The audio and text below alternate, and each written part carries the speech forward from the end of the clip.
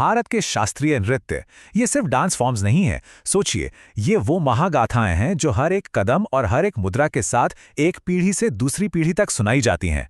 तो चलिए आज इन्हीं जीती जागती कहानियों की दुनिया में उतरते हैं। तो सवाल यही उठता है कि भाई महज एक इशारा, एक छोटा सा जेस्चर सदियों पुरानी कहानी आखिर कैसे बयां कर सकता है। चलिए इस सफर पर निकलते हैं और देखते हैं कि डांस कैसे बातचीत करने और हमारी संस्कृति को सहेजने का एक बहुत ही शक्तिशाली जरिया बनता है। हमारी ये यात्रा उत्तर भारत से शुरू होती है और यहाँ हम मिलेंगे कथाकारों के नृत्य से, जिसका नाम है कथक। देखिए, इस डांस का नाम ही इसकी पूरी पहचान बता देता है। कथक शब्द जो है वो संस्कृत के कथा शब्द से बना है, जिसका सीधा सा मतलब है कहानी। तो कथक का असली सार ही कहानी सुनाना है। और ये पुरानी कहावत इस बात को कितनी खूबसूरती से कहती है, कथन करे सो कथक कहावे। मतलब जो कहानी सुनाता है वही तो कथक है। तो एक कथक डांसर सिर्फ नाचता नहीं, बल्कि अपने घुंघरूओं की हर झंकार से एक कहानी सुनाता है। कथक का सफर भी ना बड़ा ही दिलचस्प रहा है। पहले 15वीं-16वीं सदी में ये भक्ति आंदोलन के दौरान मंदिरों में होता था, जहां राधा कृष्ण की कहानियां सुनाई जाती थी। फिर आया मुगल काल और ये शाही दरबारों तक पहुंच गया, जिससे इसमें एक अलग ही नज़ाकत और स्टाइल आया। और फिर 19वीं सदी तक जयपुर और लखनऊ जैसे बड़े घराने बन गए, जिन्होंने इसकी शैली को और भी निखारा। अच्छा, अब उत्तर से सीधा चलते हैं दक्षिण भारत की ओर। यहाँ के नृत्य अपने नाटकीय और बहुत ही एक्सप्रेसिव अंदाज के लिए जाने जाते हैं। जरा केरल के इस कथकली कलाकार को देखिए। यहाँ पर कहानी सिर्फ हावभाव से नहीं, बल्कि इन भारी भरकम कॉस्ट्यूम्स और जबरदस्त मेकअप से भी कही जाती है। मतलब इनका पूरा रूप ही कहानी का एक अहम हिस्सा है। कथकली, इस शब्द का मतलब ही है नाटकीय कहानी।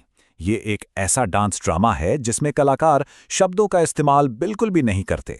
वे सिर्फ चेहरे के भावों और शरीर की हरकतों से ही पूरी की पूरी कहानी कह देते हैं।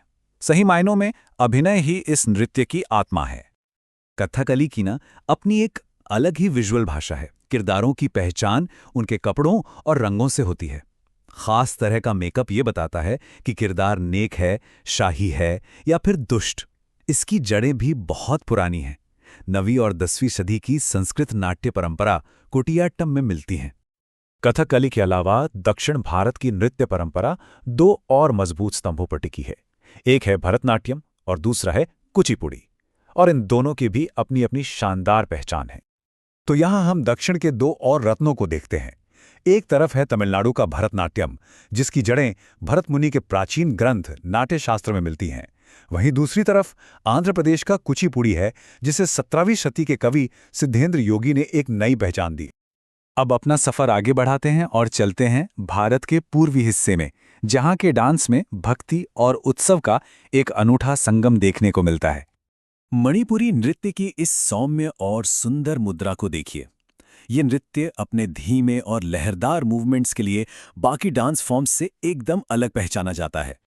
असल में मणिपुरी नृत्य मणिपुर राज्य की सांस्कृतिक आत्मा है। इसे हर त्योहार और खास मौके पर किया जाता है। इसकी 2 खास शैलियां हैं, एक कोमल लास्य और दूसरी ऊर्जा से भरी तांडव। 18वीं सदी में राजा भाग्यचंद्र के समय में यह नृत्य खूब फला फूला। और पूर्व में ही असम का एक बहुत मशहूर लोक नृत्य है बिहू। ये एक कम्युनिटी डांस है जिसे पारंपरिक कपड़ों में पुरुष और महिलाएं ढोल और पेपा जैसे बाजों के साथ मिलकर करते हैं। ये पूरे इलाके की जिंदादिली और जश्न की भावना को दिखाता है। तो हमने देखा कि कैसे ये सभी क्षेत्रीय नृत्य मिलकर भारत का एक जीता जागता सांस्कृतिक नक्शा बनाते हैं, जो कला के जरिए पूरे देश को एक धागे में पिरोता है।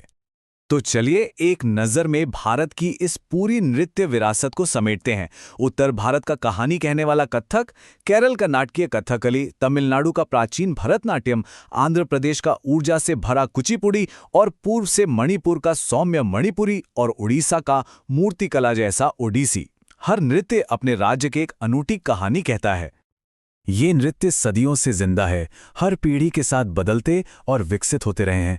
तो अब सोचने वाली बात यह है कि भविष्य में ये नृत्य हमें और कौन सी नई कहानियां सुनाएंगे।